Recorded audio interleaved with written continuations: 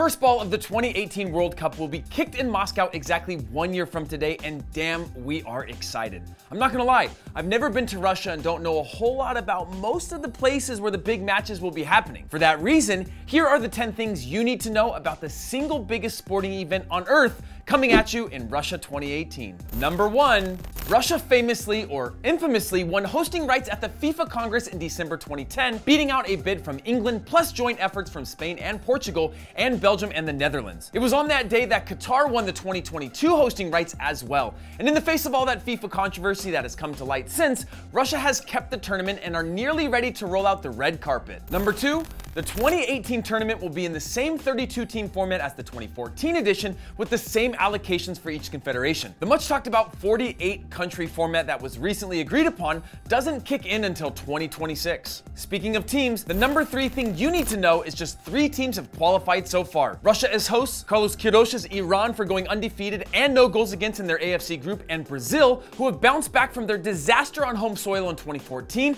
to smash CONMEBOL qualification. Yeah, the footballing world should be scared because Brazil looks ready to conquer all before them again. The rest of qualification will be wrapped up by mid-November, and the draw for the tournament will take place on December 1st at Vladimir Putin's official residence, the Kremlin. Number 4, where are we playing? There are 12 stadiums across 11 host cities, and half of those venues are either recently opened or under construction. The opener, one semifinal, and the final will take place at the historic Luzhniki Stadium in Moscow. It was originally named Central Lenin Stadium, and a huge statue of the communist dictator still stands outside. It's been upgraded with over 81,000 brand new seats, the athletic track has been removed, and the artificial pitch has been replaced with a cutting-edge hybrid surface. But that field is being laid 10 years too late for John Terry, who famously slipped on the temporary turf at the Luzhniki Stadium in the 2008 Champions League final. Zenit St. Petersburg's newly opened Krestovsky Stadium, which will host the other semifinal, cost an eye-watering $782 million. That's partly because it took 10 years to build, and it's recently come under criticism for its terrible abuse of North Korean laborers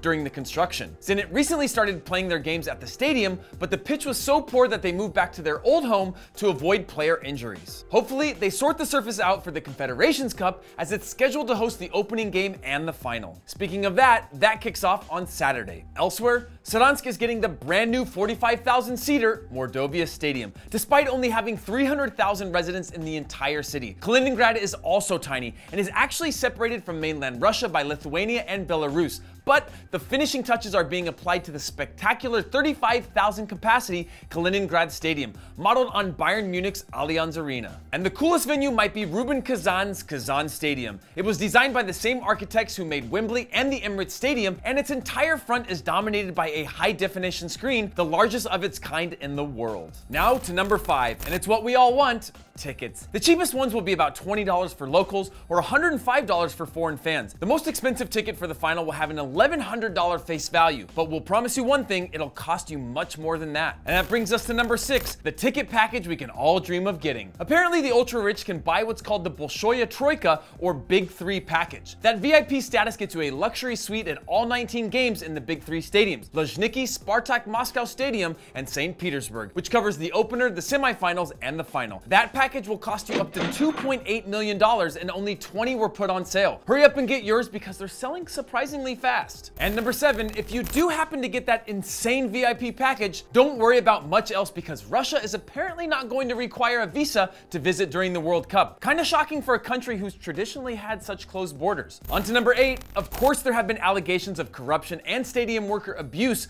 related to Russia 2018, but one of the biggest concerns for fans is hooliganism. Everyone knows about the problems with Russian hooliganism at last summer's Euros, and check this. My name is Alantim. I work as a lecturer in Moscow Technological Institute. Russian researchers have tried to help by creating a 4-foot robot called Alantim to help protect visitors from hooliganism, but it remains to be seen if it can actually pacify hundreds of riled up troublemakers. Either way, he looks like a chill guy to hang out with. Number 9 is all about the controversy around the mascot. Zabivaka, which means to score a goal, is an adorable wolf designed by a student who won a nationwide design competition. But FIFA being FIFA only paid the artist $500, which doesn't seem like fair compensation, especially when you consider the souvenirs of Zakumi, the leopard at the 2010 World Cup, earned FIFA $71 million. Yeah, I think you should throw that kid a few more bucks. And finally, number 10. Who is going to win? Well, most bookmakers have Germany as the favorites to retain their trophy because, as a general rule, you should never ever bet against the Germans. Brazil are second favorites and look in good shape to win the Hexacampeão, their 6th World Cup title, while France are third in the running. England, meanwhile, are about 8th favorites at 18-1, and the USA are 50-1 long shots. But remember, Leicester were 5,000-1 to win the title when they triumphed, so don't stop believing. And if you are feeling all the World Cup loving feels right now, click right here to see what our boys over at Copa 90 put together. If this doesn't get you excited, you don't have a soul. We're nearly there and the countdown has begun. Follow, like, subscribe, and we'll see you guys later.